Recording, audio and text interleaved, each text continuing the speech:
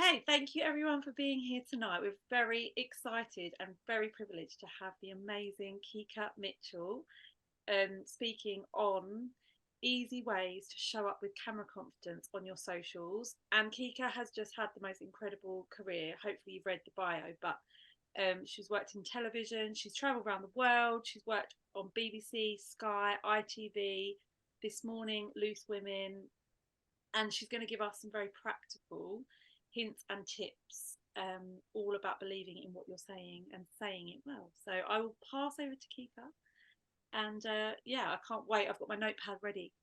Ah, good student, 10 out of 10.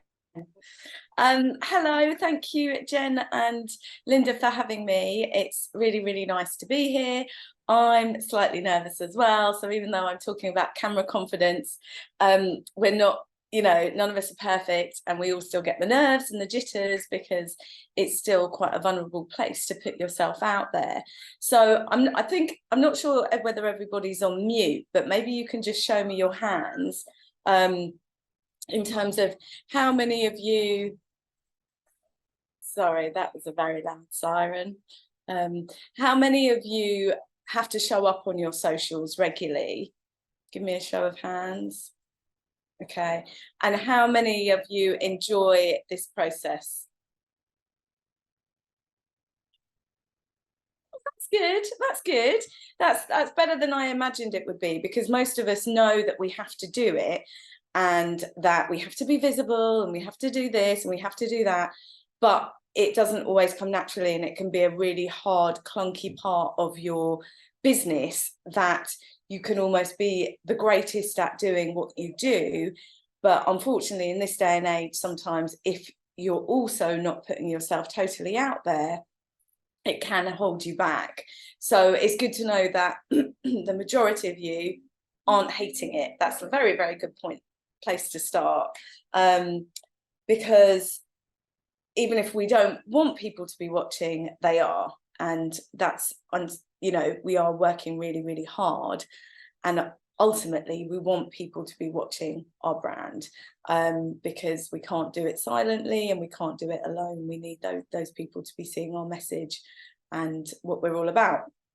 So when you started as a business owner, did any of you imagine that you would also be a content creator, a photographer, a videographer, an accountant, a scene director, a script writer, all of these things? Because I know I didn't. When I started doing what I'm doing, I just thought, I'm going to take pictures and I'm going to meet people and it's going to be great.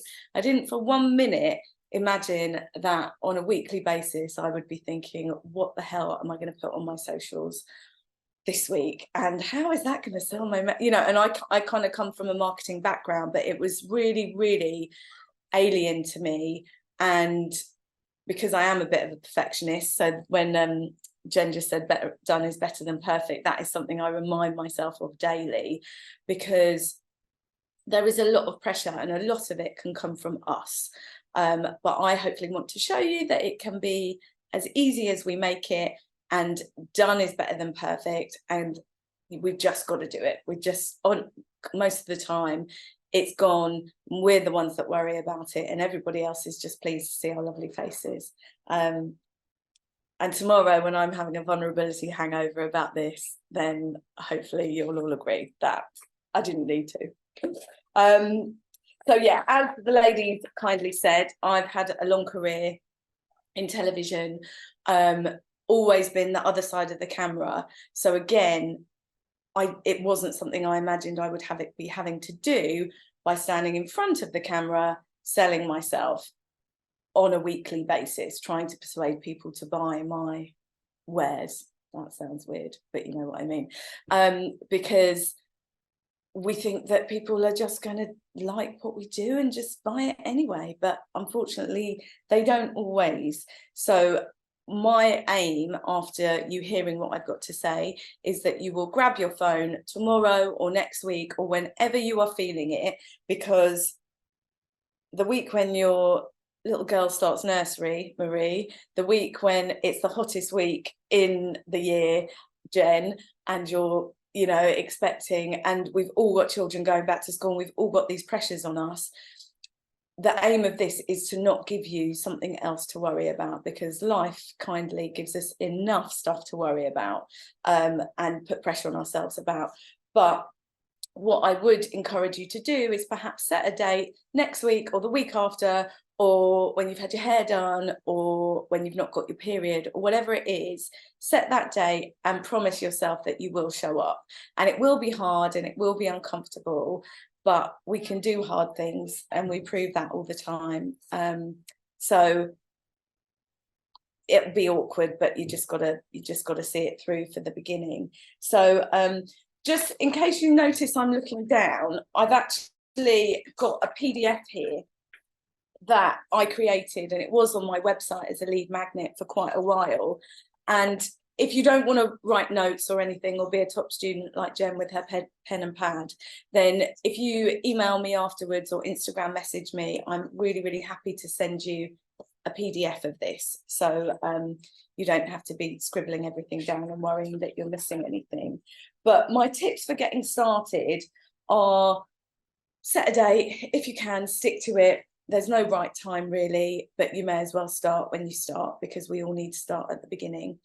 Have a think before you are getting ready to talk to your phone. Have a think about who you're talking to. Are you talking to your peers? Are you talking to punters, or are you talking to other pros? Now, sometimes they might be the same people. They might all be the same people, but most of the time, I think by working that out, we can kind of see what sort of language we want to use.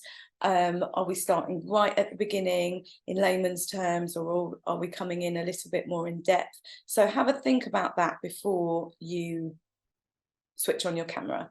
Get your game face on, get a good outfit on, and get some makeup on. And if you have to, I would very much recommend having a gin beforehand, because it does take away the collywobbles sometimes. And the good thing about if you're doing your recordings on your phone is you don't have to show anybody that you're having a sneaky drink.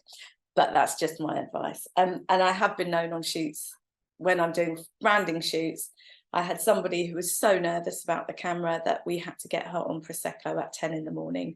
So, I mean, and I know you've had a shoot with Siobhan, you know, it can be quite a hard process, but when it's just you and your phone, and you're getting some content for your social media or for your website or your blog or whatever it is, it can be fun. It doesn't have to be a big deal. And obviously, if you've got the right photographer, Marie, you know that, you know, we hopefully make it a good process. But there's perhaps, when you've got somebody standing in front of you with a big black camera, that might be slightly more daunting than when you're just on your own at home trying to do some content that you can have fun with. So once you've got your game face on, and you've got some makeup on, and you've got a good outfit and something that you feel comfortable in, mainly, I would say try and keep anything that you're doing for social media short and sweet. And I always try and think of my oh God, sorry, menopause brain. My clients, no, what are they? What are people that watch your stuff? They are your audience. Thank you. God, that was embarrassing. I always try and think, oh, I bet you were all willing me. You were all like screaming the word there. Oh, audience. Yeah, I always try and think about them in the nicest possible way as being toddlers. They have a really, really small attention span window. And there are certain people that I love to watch on Instagram, but they just go on too much and they've lost me. And when I have things to do and I'm just looking at my phone for a distraction, or whilst I'm waiting for the kettle to boil, or whatever it is, you want to catch people as much as you can in the moment. You don't want them going, oh Jesus, I can see this goes, you know, when you've got that bar at the top on, you can see how long someone's stories are. You don't want to lose them because they think, oh, I just don't have time, you know. So try and keep it short and sweet. Think that they're toddlers. If you've got a lot to say, I'm going to come on and discuss this a little bit later, but if it's a big post, because you've got a big message, you can always introduce it by saying, this is quite a long one today, why don't you save this for later? Why don't you read the caption? Why don't you, you can keep them, but by warning them, because I think in this time poor society, it's quite helpful that people give us a heads up about what they're going to say and how long the message they might deliver will be. Once you've got your content plan for the week or the month or however you want to schedule it, which we'll also talk about shortly, I would say if you can, be consistent, show up, and then repeat, repeat, repeat. From a personal point of view, I schedule my social media posts. I'm lazy. I do it for Facebook and Instagram on the same platform. I use Meta Media Guide content. Oh God, I can't even think what it is, but it's all via Meta. And some people say that you must do different content for your different things, but I just think I don't have time. And if that means that I procrastinate and don't do it, then done is better than perfect. I'd rather have something out there than have nothing out there, because I've given myself too many jobs to do. So if you can, content plan for however long you want to do it, and just be consistent. My personal go-to, the way that I do it, is I show up on a Monday, I show up on a Wednesday, and I show up on a Thursday, because on a Friday I figure people are busy chilling out with their takeaways or with Gogglebox, and they're not going to be watching me. And that's just how I like to do it. And I've been doing that for probably at least 6 or 7 years now, and I would like to think that there's some sort of regularity, and maybe the algorithm gods will repay me for my consistent slavery to them, but who knows, because they're changing the game all the time, aren't they? A really important thing, and it's a quick thing that I would like people to remember, is when you're doing posts, if you are doing a walkie-talkie or a little video or whatever it is, put your camera, stand it up or put it on a prop, because my mother-in-law does Zoom calls with us and the kids, and all she does is this, and it makes me feel so ill. And again, it gives people a reason to switch off. It gives them a reason to go, oh, this is crap. I'm just going to swipe on and see who else has got something that interests me. So it's all these tiny things that I think sometimes, because it is quite a big deal and we just want to do, once we've decided we're going to do it, you might just be like, I was going to do a swear. I'm just going to do it now. I'm just going to do it now, and I don't care what it looks like. But if you can just nail a few of those little handy hints to enable your viewers to feel more comfortable around you, I think it makes all the difference. So yeah. And then lastly, one of my little tips for getting started is to get out of your own way, because often overthinking can be just a way to fail, can't it? It's easy to overthink it, and before you know it, you've talked yourself out of it. So if you can, just get on with it and do it. Now I've got some kind of 8 slightly longer points that I'm going to talk you through, but as I say, don't worry too much about writing them down. I'm really happy to send you this PDF afterwards if anybody's interested. Please be interested. If you're not, I'll be like, oh God, that was really boring. They've scrolled on past. And was it my light ring that was a bit too heavy? Right, so when you've decided what you're going to say, what days you're going to say it, and how you're going to say it in terms of who you're talking to, try and think about bullet points, keeping it short and sweet, because if any of us have come from corporate backgrounds or backgrounds where even when we're talking to children, if you waffle, you lose people. So keep it short and sweet and keep to your key message. Now, you don't have to get all your brand messages or everything about your business in every post.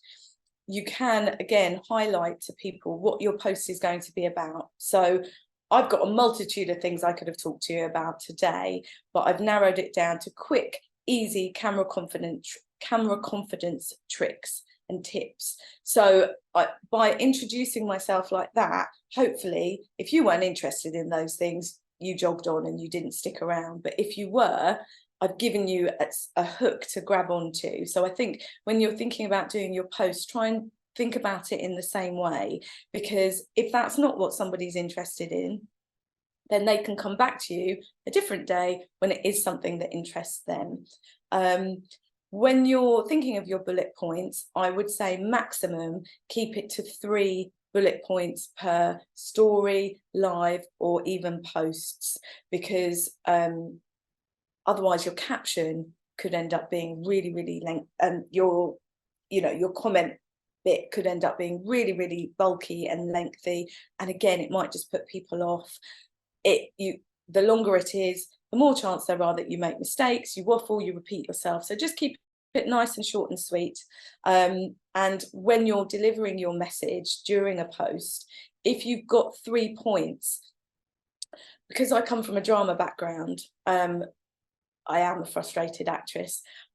What always helps you learn lines is when you're doing it in a rhythm of 3. So again, try and think about that, because when you go in and out and you go up and down, it just keeps it varied and interesting for your audience. So if you've got 3 points, the first point might be up, second point might be a bit medium, and the last point might be down, and then you sign off again up. So just try and think about it like that, rather than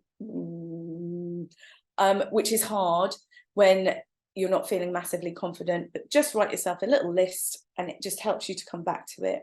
So that's bullet points, please.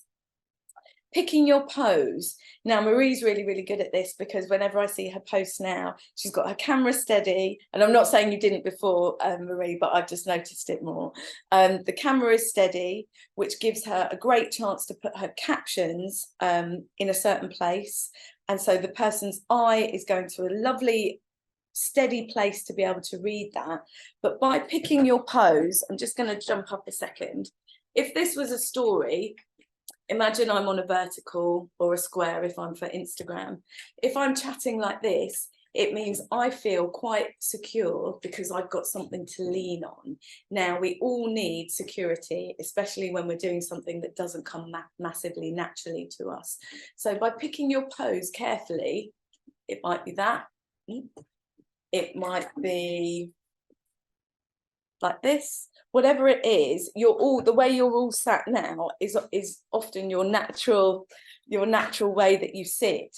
So work with that, because you're going to deliver your message far more eloquently and far more professionally if you feel safe. So pick your pose. And even if you are walking around, I think as long as you were trying to hold that camera as steady as you can, or you walk, talk, stop, whatever it is, it keeps it interesting. So that's something that I always like to see people do, because there's nothing worse than watching somebody's stories and they're like that. Who's going to want to watch me if I'm all crumpled over because I feel so uncomfortable?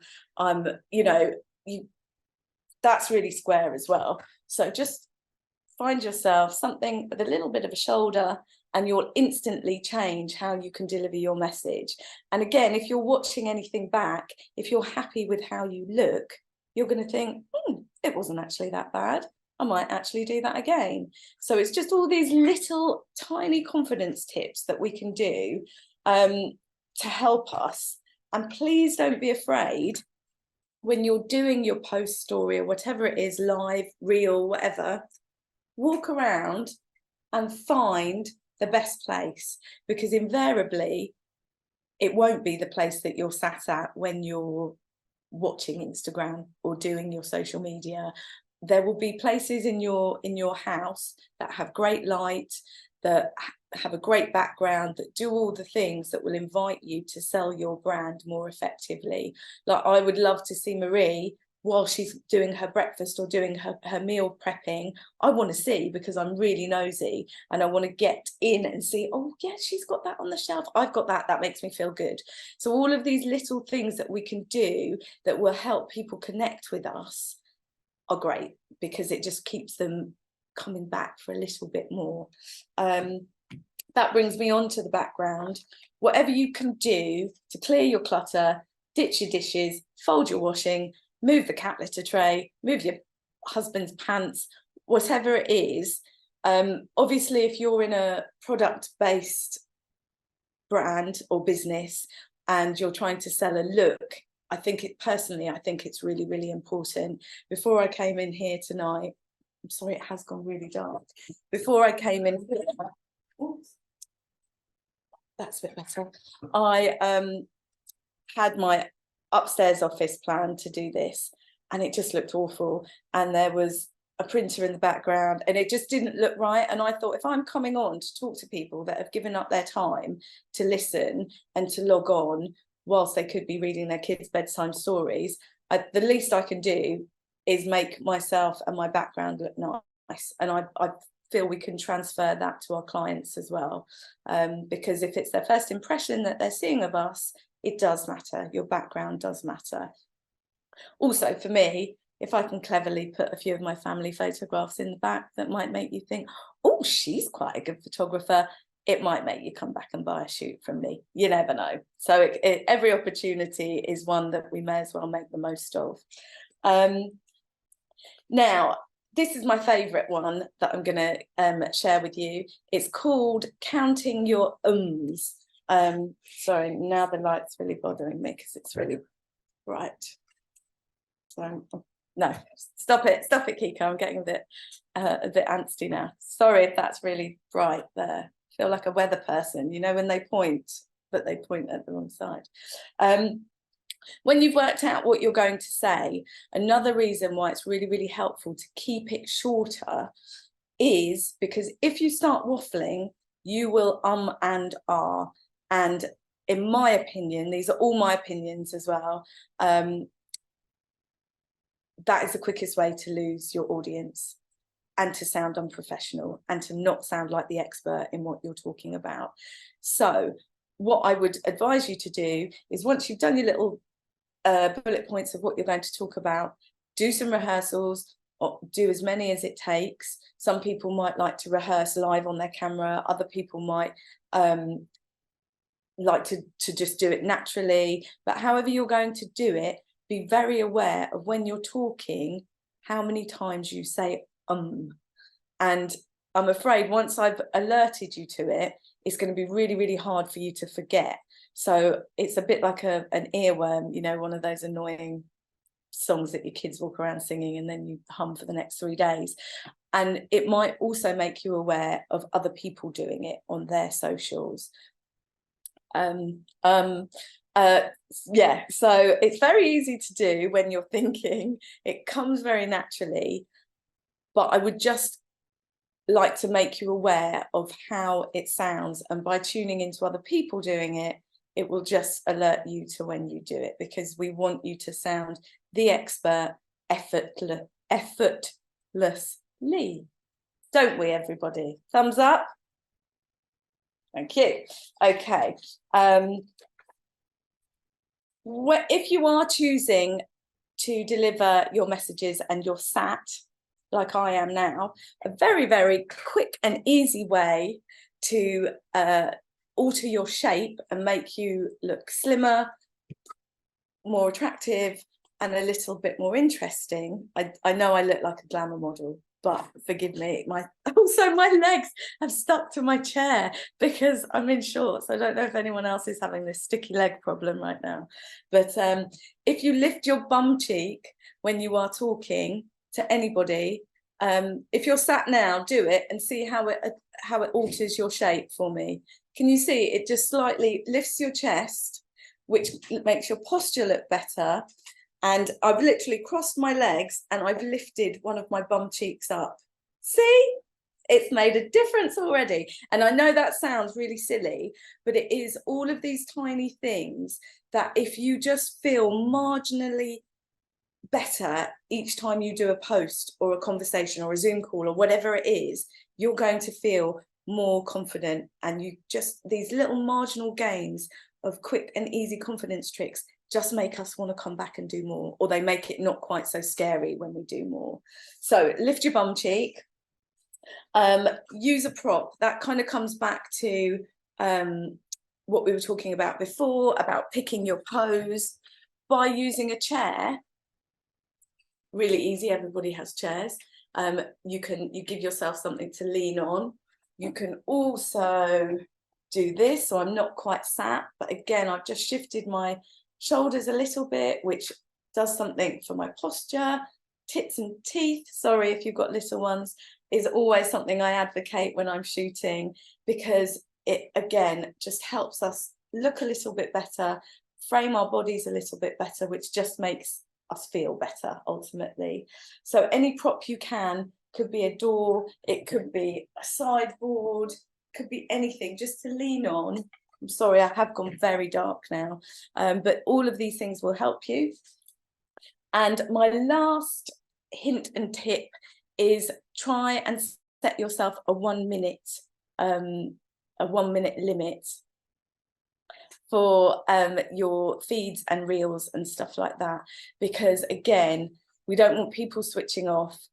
If we're going to waffle on for any more than a minute, in my opinion, we're going to we're going to we're going to lose our thread, we're going to lose our rhythm.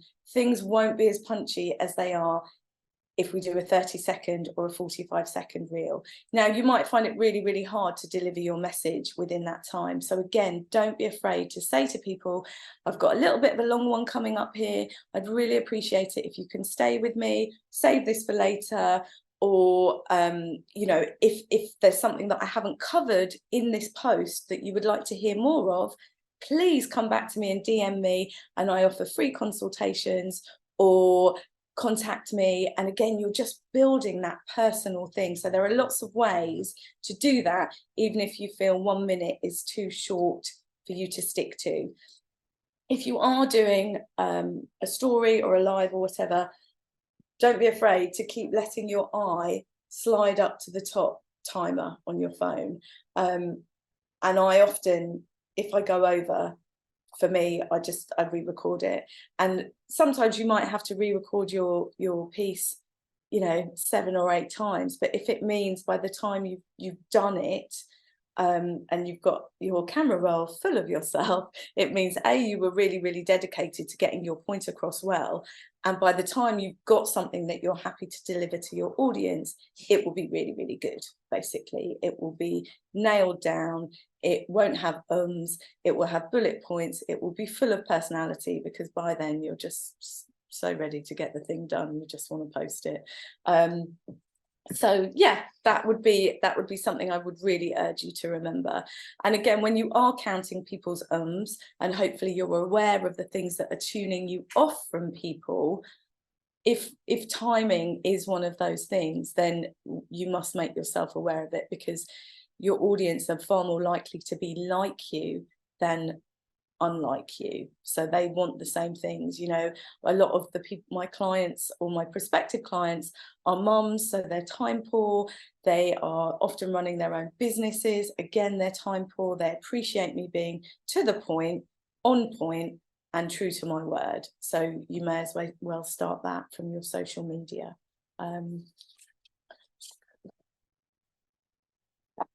About all I've got to say about my hints and tips. Thank you for staying with me if you're all still awake.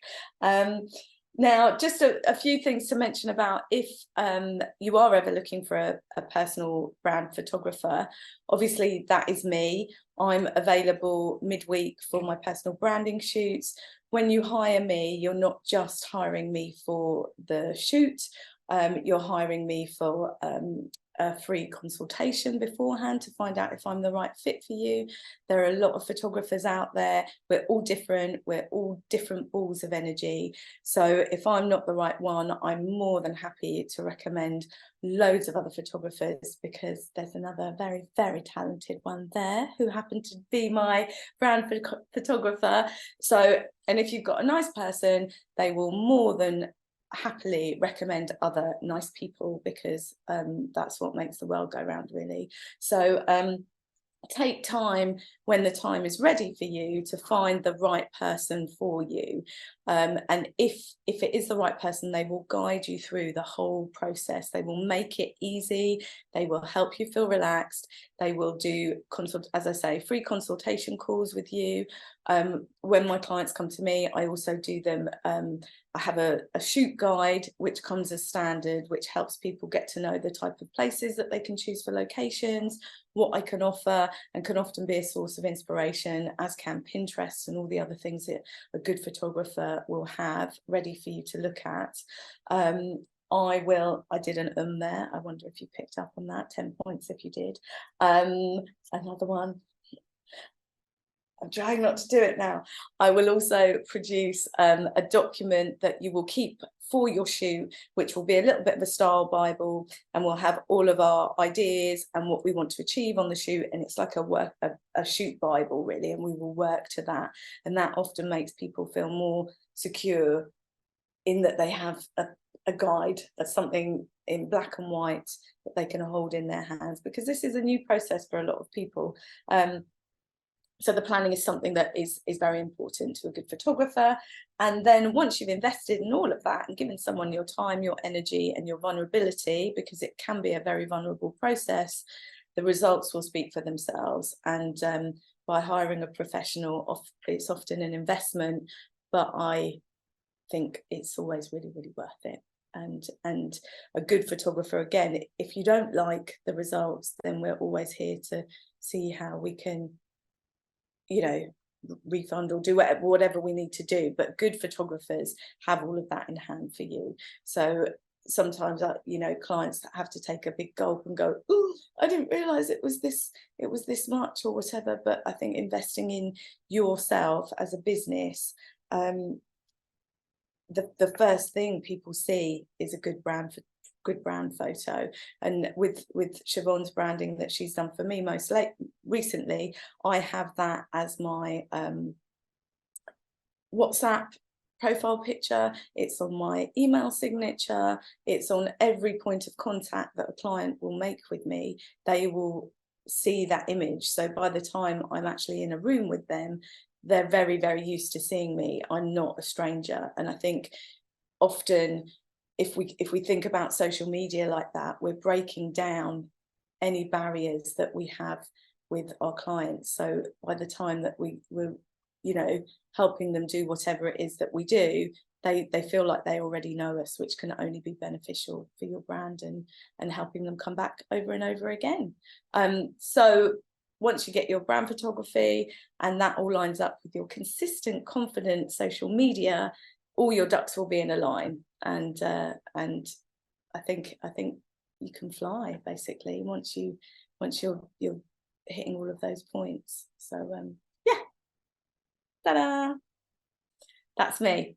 Does anybody have any questions or any reservations that they might have about going online and doing, you know, do most of you find stories scary, or is it reels that leave you reeling? What is it that that holds you back from your social media, if I can ask?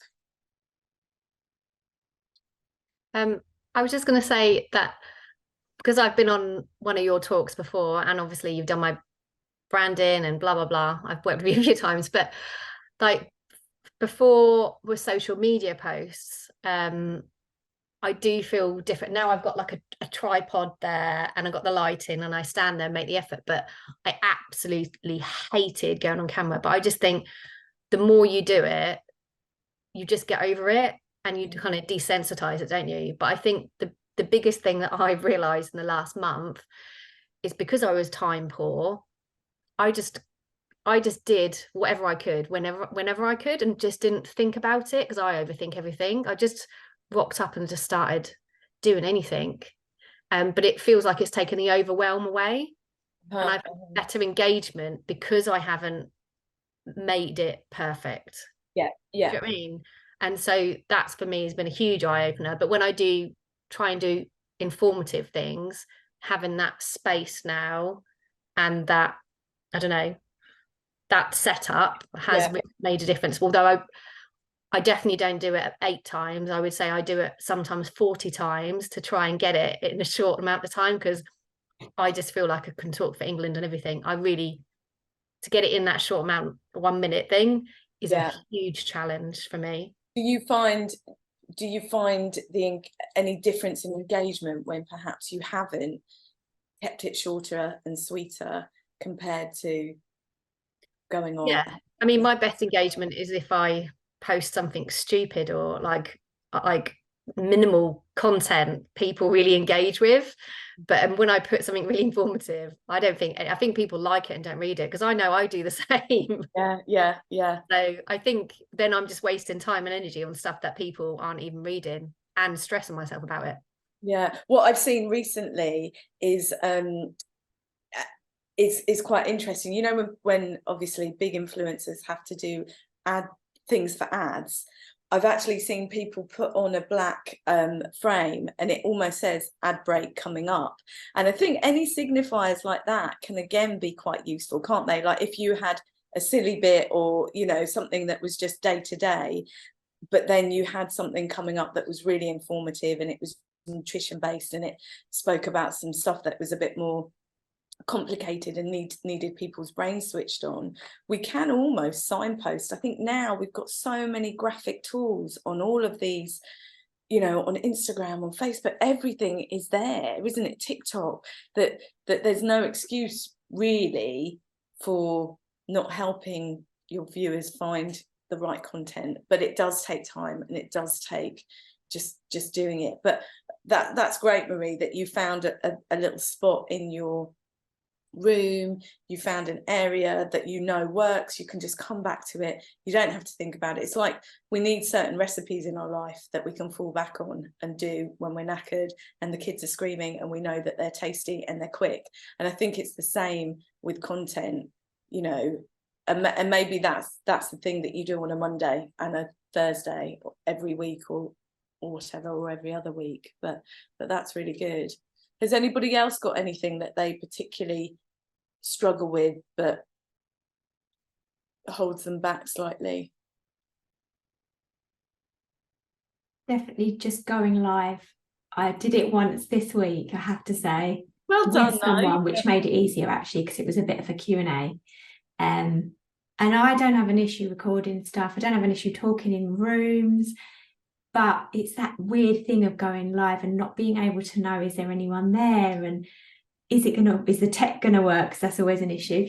You know, it's just this stigma of like live, and it makes you go, ooh, and freeze.